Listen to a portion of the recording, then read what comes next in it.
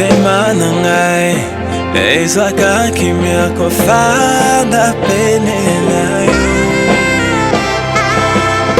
bapasi ya mokili ekendaka mosika. Nombre 23 et le chapitre 9, c'est le premier passage que nous allons lire. Nombre 23, chapitre 9 dit ceci. Je le vois du sommet des rochers, je le contemple du haut des collines. C'est un peuple qui a sa demeure à part et qui ne fait point partie des nations. Un peuple qui a sa demeure à part. Je les vois dans les collines. La deuxième portion, nous sommes dans Luc chapitre 3, verset 21 au verset 22. Luc 3, verset 21 au verset 22. Luc 3, je disais, verset 21 au verset 22, une histoire que nous connaissons tous. Tout le peuple se faisant baptiser, Jésus fut aussi baptisé. Et pendant qu'il priait, le ciel s'ouvrit, et le Saint-Esprit descendit sur lui sous une forme corporelle, comme une colombe. Et une voix fit entendre du ciel ces paroles, « Tu es mon Fils bien-aimé, en toi j'ai mis toute mon affection. » Matthieu, lui, il dit, « Celui-ci est mon Fils bien-aimé, en lui j'ai placé toute mon affection. » Et la dernière portion qui est notre texte de base pour cette soirée, nous sommes dans Exode chapitre 33. Exode 33, verset 12 jusqu'au verset 18. Exode 33, verset 12 jusqu'au verset 18. Je lis au nom du Seigneur. Moïse dit à l'Éternel, « Voici tu me dis, fais monter ce peuple, et tu ne me fais pas connaître qui tu enverras avec moi. Cependant tu as dit, je te connais par ton nom, et tu as trouvé grâce à mes yeux. Maintenant, si j'ai trouvé grâce à tes yeux, fais-moi connaître tes voies, alors je te connaîtrai, et je trouverai encore grâce à tes yeux.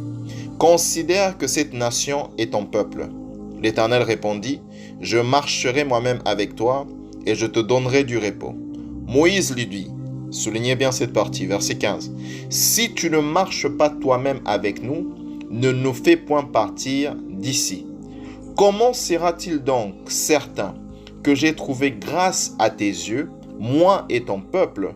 Ne serait-ce pas quand tu marcheras avec nous, et quand nous serons distingués, moi et ton peuple, de tous les peuples qui sont sur la face de la terre? L'Éternel dit à Moïse, « Je ferai ce que tu me demandes, car tu as trouvé grâce à mes yeux, et je te connais par ton nom. » Amen. On va s'arrêter là. Nous sommes en train de chercher la face de Dieu pendant 3 jours. Et notre thème, le but de cette retraite, c'est « Distingue-moi ». Distingue-moi. Distingue-moi. C'est la raison pour laquelle c'est la raison pour laquelle nous avons faim, nous sommes fatigués. Nous voulons, Randy, qu'en quittant ce week-end, que Dieu puisse faire quoi? Qu'il puisse nous distinguer. C'est ce que nous voulons. Nous voulons que Dieu puisse nous distinguer et que nous quittons avec les marques de la distinction. Ok? Mais avant ça, j'aimerais poser quelques bases pour toute cette retraite avec certaines définitions qui sont clés. La première, c'est de définir déjà qu'est-ce que le mot distinguer ou se distinguer veut dire, selon le dictionnaire bien sûr. Se distinguer veut simplement dire différer ou s'opposer. Différer ou s'opposer. Ça veut dire que tu es différent, une personne qui se distingue et une personne qui est différente des autres. Une personne qui se distingue a une certaine particularité. Et le dictionnaire va utiliser cet exemple que j'ai aimé. Il dit, le poney, pour ceux qui connaissent le poney, se distingue du cheval par sa taille. Donc, ils ressemblent tous à la même créature, mais à cause de leur taille, on peut leur distinguer.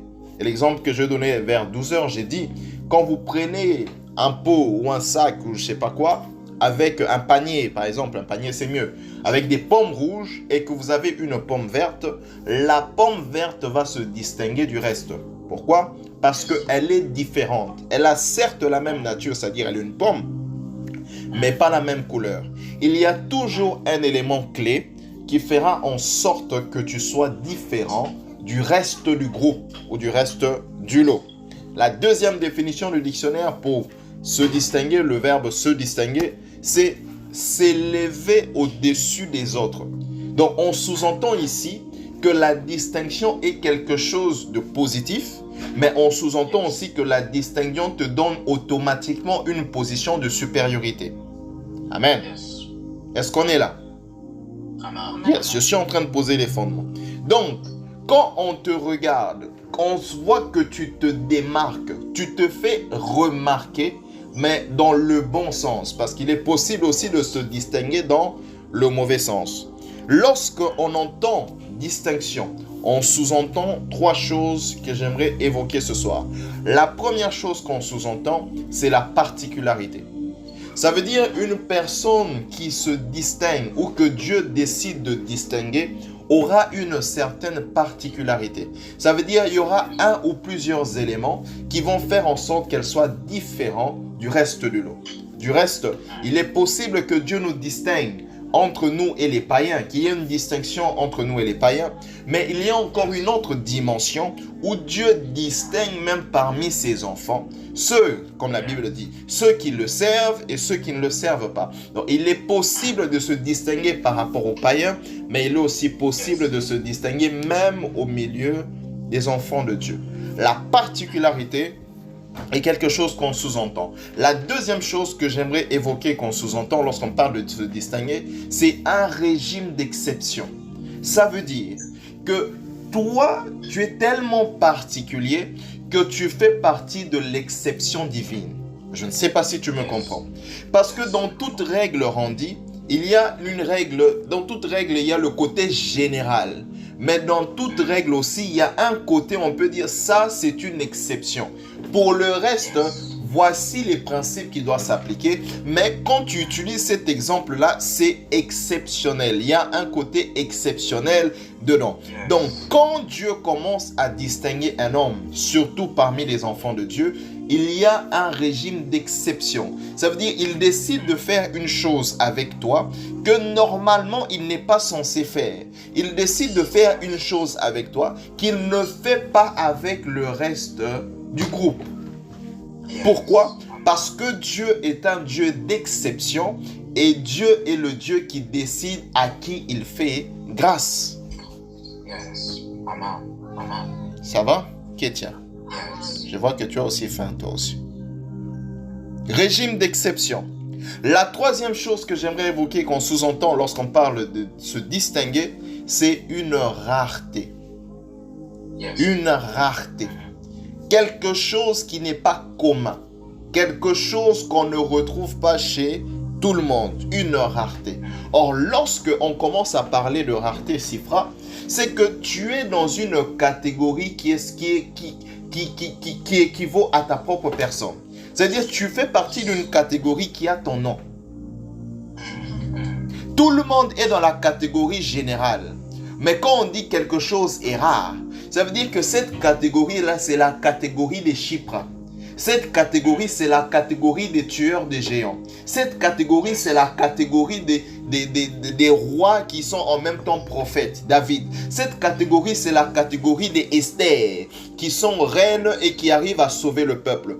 Toutefois, toutes les fois qu'on parle d'une chose qui est rare, ça crée sa propre catégorie. Et quand Dieu commence à distinguer un homme, il crée une nouvelle catégorie dont l'homme lui-même porte le nom. On est là? Je sais que vous avez faim, mais je prie que vos esprits comprennent ce que je suis en train de dire. Une rareté.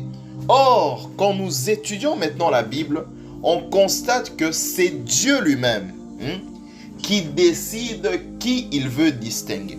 C'est Dieu lui-même qui prend la décision de distinguer qui il veut, quand il veut et surtout comme il veut. Pas comme la personne aimerait, pas comme les hommes aimeraient, même pas comme les anges ou le conseil divin, mais comme lui-même Dieu aimerait distinguer cette personne. Il dit à Israël, je vous ai choisi Il leur révèle que c'est moi qui vous ai choisi afin de vous mettre à part. Lorsque on dit mettre à part, ça veut dire que je vais vous placer dans une catégorie à vous-même. Rareté.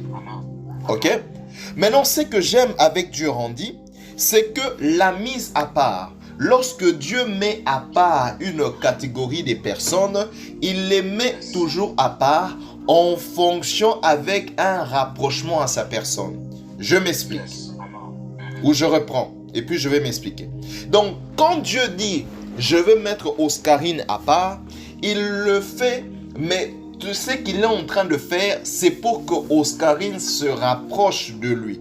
Or, nous savons que Dieu, tel que c'est décrit dans la Bible décrit comme si Dieu habitait dans les montagnes. Ça veut simplement dire que Dieu est dans les hauteurs. Et si Dieu dit, je te mets à part, et qu'il veut te rapprocher à sa personne, ça veut dire qu'il y a un mouvement vers le haut. Ok? C'est pourquoi Balaam, quand il cherche à maudire les enfants d'Israël, il regarde, qu'est-ce qu'il dit? Ce peuple a sa demeure à part. Mais il précise où est-ce qu'ils habitent. Balaam dit, ce peuple habite les hauteurs, ils habitent les collines. Or, Randy, après les montagnes, les choses qui sont plus proches des montagnes, ce sont les collines. Donc Balaam dit, ce peuple n'habite pas en bas, ils n'habitent pas les montagnes, mais ils habitent les collines. Pourquoi? Parce que Dieu les a mis à part et il les a rapprochés par rapport à sa personne et sa position. J'aimerais dire à quelqu'un ceci. Pendant les 3 jours où nous sommes en train de chercher que Dieu nous distingue, la distinction que tu vas recevoir va emmener un repositionnement spirituel. Pourquoi? Parce que Dieu va te prendre de là où tu es. Il ne va pas t'amener à gauche, il ne va pas t'amener à droite. Il ne va pas te faire descendre, mais qu'est-ce qu'il va faire? Il va t'amener vers lui dans les hauteurs. C'est pourquoi je prie pour quelqu'un ce soir, que si tu étais au niveau 5, en quittant ce week-end, que tu atteignes le niveau 7. Que si tu étais au niveau 3, en quittant ce week-end, que tu atteignes le niveau 10. Pourquoi? Parce que durant ce week-end, il n'y a qu'une seule destination. Il n'y a qu'un seul mouvement, c'est vers le haut. Quand Dieu distingue un homme, il le met à part, mais il le met en l'amenant plus proche de lui. C'est la première chose que j'aimerais dire. Qu'est-ce que je suis en train de dire à quelqu'un? Dieu est en train de t'inviter à un repositionnement spirituel qui t'est favorable.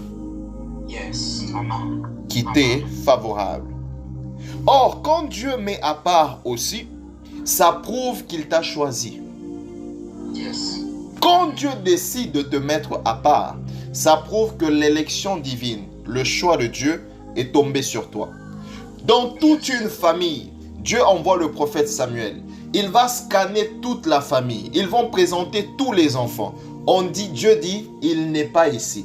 Mais David qui n'était pas présent, Dieu a parlé en sa faveur pendant qu'il était absent. On dit, il est possible d'être tellement distingué par Dieu que même là où tu es absent, la distinction qu'il y a sur toi parlera en ta faveur. Possible. Pourquoi? Parce que si tu es le choix de Dieu, même lorsque les hommes ne seront pas d'accord avec le choix de Dieu va quand même t'imposer à ta position. Et quand Dieu décide de distinguer une personne, cette personne est automatiquement le choix de Dieu. Et ça implique 2 choses. La première chose, si tu es le choix de Dieu, ça veut dire que les exigences de Dieu envers ta personne ne seront pas les mêmes avec ton voisin.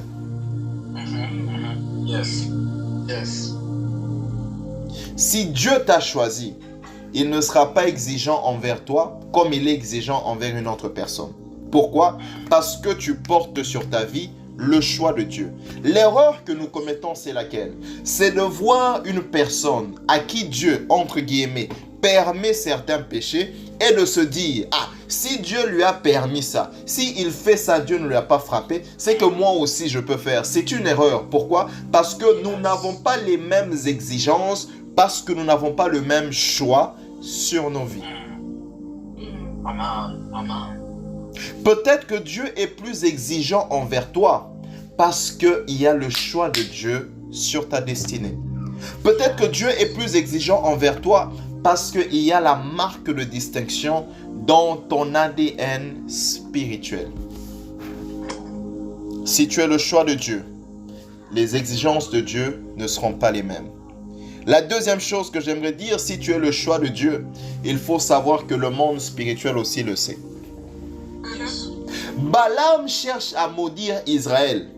Israël n'est certes pas conscient de ce qui est en train de se passer. Mais Dieu étant dans le monde spirituel, savait ce qui se passait et il défendait. Donc si Dieu t'a choisi, il est possible, même pas possible. Si Dieu t'a choisi, Dieu le sait, les anges le savent, mais Satan aussi le sait. Et si Satan le sait, ça explique maintenant pourquoi toi, ta vie, tu as des combats qui sont plus forts que certaines personnes. Plus les combats sont compliqués, plus c'est une indication pour dire que peut-être il y a une marque de distinction sur ta vie. C'est pourquoi j'aimerais dire à quelqu'un ce soir, ne te compare pas toujours aux autres par rapport à leurs exigences et par rapport à leurs combats. Leur vie semble être plus facile. Pourquoi? Peut-être le diable ne s'acharne pas sur eux comme sur toi, parce que toi tu constitues un danger plus profond, plus grave, plus sérieux que ces personnes-là. Rendu dans la même Bible, il est écrit que Pharaon a décidé de tuer tous les premiers-nés d'Égypte. Ok? Il a décidé de tuer tous les premiers-nés. Mais dans la même Bible, il est écrit que Hérode a décidé de tuer tous les garçons à cause d'un enfant. Moïse et Jésus ont eu les mêmes combats quand ils sont nés, la même catégorie de combats, mais pas dans le même degré. Parce que pour Moïse, on cherchait à tuer tous les enfants, mais pour Jésus, on a tué tous les enfants pour lui. Nous n'avons pas les mêmes combats parce que nous ne sommes pas appelés à nous distinguer de la même manière. Nous n'avons pas les mêmes combats parce que nous n'avons pas la même élection divine sur nos vies. Arrête de comparer ta vie aux autres. Peut-être que toi, tu as une marque de distinction sur la tienne.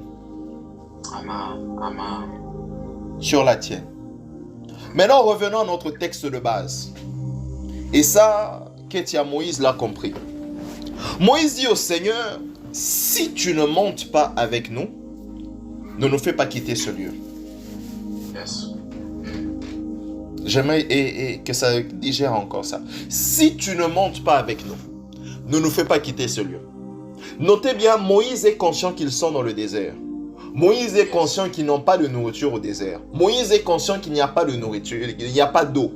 Moïse est conscient que ce ne sont pas des conditions favorables.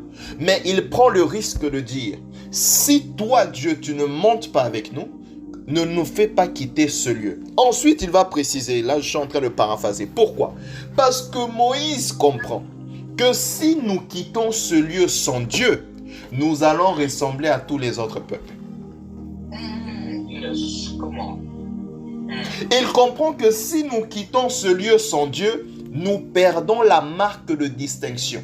Et il dit, comment sauront-on, comment les autres peuples sauront-ils que tu es avec nous et que tu es avec moi si toi-même tu ne marches pas avec moi? En d'autres termes, il est en train de dire, comment les autres sauront que nous t'appartenons si nous ne nous distinguons pas? Je refuse d'avancer si tu n'as pas décidé de me distinguer. Je refuse de continuer ma marche s'il n'y a pas de marque de distinction. Je refuse de commencer un ministère si tu ne me dis pas que ce ministère sera différent des autres. Le problème que nous avons, nous commençons des choses qui ressemblent aux choses que les autres font parce que nous sommes allés sans chercher la distinction divine. Si Dieu t'a appelé à prêcher, Randy, refuse de prêcher comme tout le monde. Demande à Dieu, je ne prêcherai pas tant que tu ne me distingues pas des autres prédicateurs, je ne vais pas commencer le business et commencer à perdre de l'argent comme tout le monde. Je refuse de commencer des investissements et perdre de l'argent comme tout le monde. Les autres perdent, ils appellent ça normal, mais moi j'aimerais être dans une catégorie spéciale, dans une rareté qu'on appelle les distingués. Si tu ne me distingues pas, alors ne me fais pas quitter ce lieu. Combien d'entre nous font cette prière? Si tu ne me distingues pas dans le mariage, alors ne m'emmène pas un frère. Je n'ai pas envie de perdre mon temps et je n'ai pas envie de perdre le temps de ce frère. Je n'ai pas envie de tâtonner. Si mon mariage ne sera pas distinct, si mon mariage ne va pas se distinguer de tous les autres mariages, alors totika. Si le ministère que tu veux que je lance, l'église que tu veux que je lance, ne sera pas différent des autres églises, quand on regarde, on dit ça c'est une église comme toutes les autres, alors laissons. C'est ce que Moïse est en train de dire. Si je dois quitter ce lieu, c'est avec la marque de distinction. Il est temps que tu arrêtes de faire comme tout le monde. Il est temps que tu arrêtes de vivre comme tout le monde. Il est temps que tu arrêtes d'avoir les mêmes résultats que tout le monde. Là où tout le monde échoue, toi aussi tu échoues. Là où tout le monde perd de l'argent, toi aussi tu perds de l'argent. Là où tout le monde commence les ministères, c'est compliqué, toi aussi c'est la même chose. Donc le même refrain, les mêmes résultats, les mêmes choses, on les retrouve chez toi. Si c'est le cas, c'est que tu ne t'es pas encore distingué. Tu fais partie du groupe. C'est pourquoi Dieu t'a invité à ce week-end. Un week-end où tu dois sortir avec la marque de distinction. Si tu veux vivre les résultats d'une vie mise à part, il faut des fois dire à Dieu, je ne le fais pas si tu ne marches pas avec moi. Si tu ne marches pas avec moi, je ne le fais pas. Si tu ne me garantis pas que je suis dans la distinction, que j'aurai des résultats différents, que les autres vont constater que ce qui se passe avec et au travers ma vie est différent des leurs, si ce n'est pas le cas, laissons tomber. Combien sont prêts à faire cette prière? Combien sont prêts à faire cette prière? C'est que Moïse a compris. Ensuite, Moïse va dire, fais-moi trouver grâce à tes yeux. Déplace aux Ovanda et on va prier. Il dit, après avoir négocié, fait tout ce qu'il est en train de faire, tout ce qu'il a fait, il dit, fais-moi trouver grâce à tes yeux. Pourquoi cette prière est pertinente et importante? Elle est importante parce que Moïse réalise que si on parle de grâce, ça veut dire que c'est une faveur imméritée. Donc s'il demande qu'on lui fasse trouver grâce, il est conscient qu'il ne le mérite pas. Ok? Sinon, il ne va pas demander qu'on me fasse trouver grâce. La grâce est différente du droit. Si j'ai le droit, je ne demande pas, je prends. Mais si je n'ai pas le droit, c'est à ce moment-là que je fais quoi? Je demande. Moïse sait que la position que j'ai ne me donne pas le droit de vivre certaines choses. C'est pourquoi je ne veux pas aller vers Dieu sur base d'un droit, mais je vais aller vers Dieu sur base de demande de grâce. Fais-moi trouver grâce à tes yeux. Or, cette demande-là veut simplement dire et sous-entend, donne-moi, accorde-moi une faveur. Celui qui veut se distinguer doit avoir la faveur divine sur sa vie. Je reprends ça. Celui qui veut se distinguer doit avoir la faveur divine sur sa vie. C'est quoi maintenant la faveur divine? La faveur divine ou la faveur de Dieu, elle est exprimée par l'acte de faire grâce. L'acte de faire grâce. Par exemple, le fait que nous sommes enfants de Dieu, Dieu nous a accordé sa faveur. Normalement, chacun d'entre nous mérite la mort et mérite d'être loin et séparé. C'est ce que nous méritons. C'est le salaire du péché que nous avons commis. Mais il a dit, ils doivent être exécutés. Mais je leur accorde la faveur. Comme c'était le cas dans l'ancienne époque. Le roi avait l'opportunité d'accorder sa faveur à n'importe quel prisonnier. Et Dieu a fait la même chose. Randy, tu mérites la mort, mais je t'accorde cette faveur. Vis encore. C'est ça la faveur divine. Lorsque Dieu décide de nous faire grâce pendant que nous ne le méritons pas. Ok? Faveur maintenant, ça veut dire quelque chose que tu ne mérites pas, j'ai dit. Et la faveur, quand on parle de faveur divine, c'est quelque chose qui ne dépend pas de toi, mais de lui. Ça ne dépend pas de toi, mais ça dépend totalement de Dieu. Mais il y a des choses que tu peux faire pour provoquer ça. On va en parler plus tard. Ça ne dépend pas de toi, mais ça commence à dépendre de lui. La faveur, c'est ce qui m'intéresse pour ce soir. La faveur, sœur Cypra, elle n'apporte pas les choses. La faveur apporte Dieu. La faveur n'apporte pas les choses. La faveur fait quoi? Apporte Dieu. Moïse n'a pas dit « Donne-moi quelque chose, donne-moi la protection, donne-moi X, donne-moi Y ». Il a dit « Fais-moi trouver grâce à tes yeux, afin que je te connaisse. Donc accorde-moi la faveur qui fera que moi et toi, nous puissions marcher ensemble. » Or, si la faveur n'apporte pas les choses, mais elle apporte Dieu, ça veut maintenant dire, celui qui a la faveur de Dieu, celui qui marche avec Dieu, qui est couvert sous la faveur, les portes elles-mêmes s'ouvrent. Pourquoi? Parce que le maître des accès, c'est Dieu. Il dit, les portes que j'ouvre, personne ne peut fermer. Et celles que je ferme, personne ne peut ouvrir.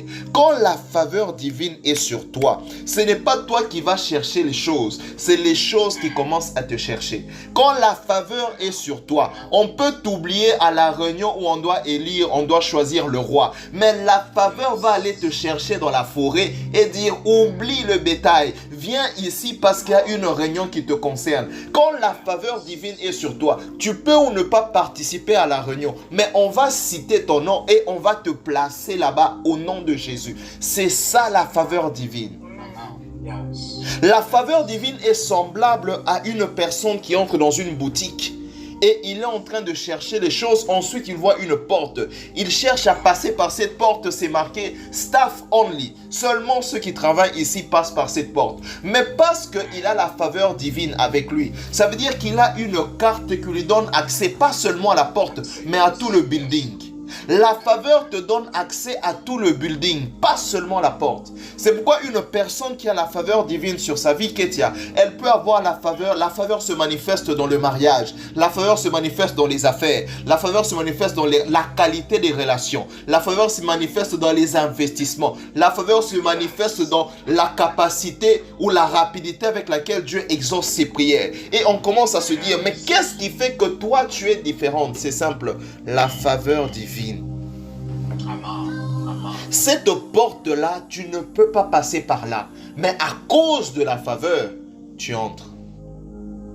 C'est comme ça, Randy, je suis en train de parler prophétiquement. Il y a un niveau de faveur divine qui font tomber automatiquement les portes et les liens de famille. Il y a un niveau de faveur divine qui font tomber les limitations des familles. Pas par la délivrance, mais tu as tellement provoqué la faveur divine que même là où la porte faisait ça ne passe pas. Mais quand tu reviens avec la carte de la faveur, elle s'ouvre. Je prie pour quelqu'un que à la fin de ce week-end, que Dieu puisse t'ouvrir les portes qui t'ont résisté à cause de la faveur qui sera ta marque de distinction au nom de Jésus. Au nom de Jésus.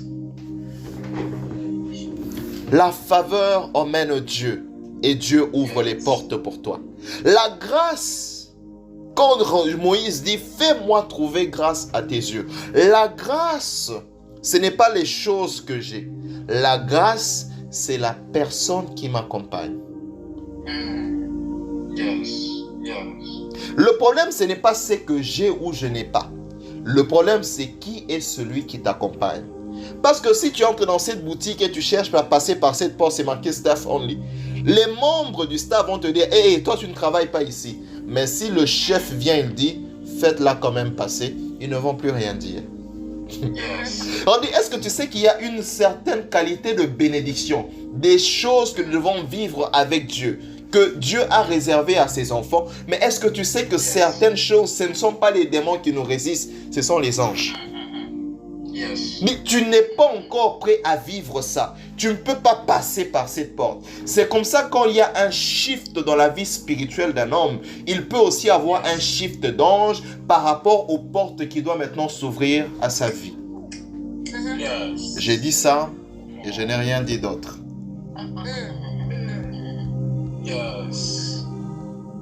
J'ai dit ça et je n'ai rien dit d'autre. Il y a des anges qui t'accompagnent jusqu'à un certain niveau. Quand tu arrives là-bas, il y a changement. Comme un peu dans le château, il y a des gardes qui changent. Il y a un changement. Et le nouveau vient et dit maintenant, on va aller là où tu n'es jamais arrivé. Et quand ils arrivent, les anges disent, oh, ici c'est un niveau. Randy ne peut pas encore arriver. Il dit, mais tu ne vois pas que je suis maintenant à côté de lui. Ça veut dire, là où j'entre, lui aussi doit entrer. Je prie pour quelqu'un. Que cela soit ton partage durant ce week-end au nom de Jésus. Je prie pour quelqu'un. Que cela soit ton partage au nom de Jésus. Que la faveur soit sur toi. Qu'elle te distingue. Et que même des anges qui n'ont jamais marché avec toi commencent maintenant à t'escorter vers ta destinée et vers les portes qui t'ont résisté au nom de Jésus. Au nom de Jésus. On a besoin de la faveur divine. On a besoin de la faveur divine. Tu as besoin de la faveur divine. Tu as besoin de la faveur divine. Tu as besoin de la faveur divine. Tu as besoin de la faveur divine. Tu travailles aujourd'hui, demain tu perds le travail. Tu as une relation aujourd'hui, demain c'est fini. Tu as X et demain tu perds ça. Là, tu perds parce que tu perds des choses. Mais il faut maintenant que tu aies la source de ces choses-là, la faveur divine ou encore la bénédiction de l'Éternel. C'est ça qui ouvre les portes. Et c'est ça qui emmène les choses vers toi. Celui qui a les choses peut les perdre. Mais celui qui a la faveur, même quand il perd des choses, la faveur va lui redonner ces mêmes choses-là. Job a tout perdu, Randy. Mais à cause de la faveur de Dieu sur sa vie, il a récupéré les choses qu'il a perdues. Ses enfants sont partis. Il a eu d'autres enfants qui étaient plus beaux, les plus beaux enfants dans le pays. Les biens, il les a perdus. Dieu les a restaurés. Il est possible que Dieu puisse effacer toutes tes dettes à cause de la faveur. Il est possible que Dieu puisse effacer tes dettes à cause de la faveur. Il est possible qu'on vienne te donner un terrain déjà avec une maison déjà construite à cause de la faveur. Il est possible qu'on pense à toi et qu'on te donne un travail qui dit bon, normalement, on a besoin de toi le mois prochain. Mais tu peux commencer ce mois ici. Bon, viens seulement, salut tout le monde, connais tout le monde. Mais on va quand même te payer comme si tu as travaillé. Il est possible de vivre ces choses à cause de la faveur divine. C'est ça qui nous distingue. C'est ça qui nous distingue. Vous commencez à comprendre maintenant l'histoire de Joseph. On peut te vendre en Égypte. On peut te voler ta tunique, mais si tu as la faveur divine, tu peux perdre la tunique, mais pas la grâce. Et partout où tu vas aller, la grâce qui était sur la tunique représentait simplement le choix de Dieu sur sa vie. Mais tu peux perdre le signe du choix, mais pas perdre le choix. Il arrive en Égypte, il est chez Potiphar. La maison de Potiphar prospère. Pas à cause de Potiphar, mais à cause de la présence de Joseph. On le prend, on l'envoie en prison. Il arrive en prison, il prospère encore. Il explique les rêves et on lui amène chez Pharaon. Il prospère chez Pharaon. Partout où il part, il prospère à cause de la faveur divine sur sa vie. Il faut qu'on arrive à un niveau de faveur. Quand tu arrives dans une compagnie, tout commence à marcher. Quand tu quittes, les choses redeviennent normales. Donc ton passage, il y a un avant et après parce que tu es tellement distingué par la faveur de Dieu. C'est la faveur de Dieu qui a parlé pour Israël pendant que Balaam cherchait à les maudire. Pourquoi? Parce que Randy, ça c'est une phrase que j'aimerais te dire. La faveur divine est une voix audible qui parle pour toi dans le monde spirituel et les résultats se manifestent dans le monde physique. Jésus va se faire baptiser. Tout le monde est passé par l'eau du baptême. Le ciel s'est jamais ouvert. Tout le monde a été baptisé dans la même eau, par la même personne. Le ciel s'est jamais ouvert.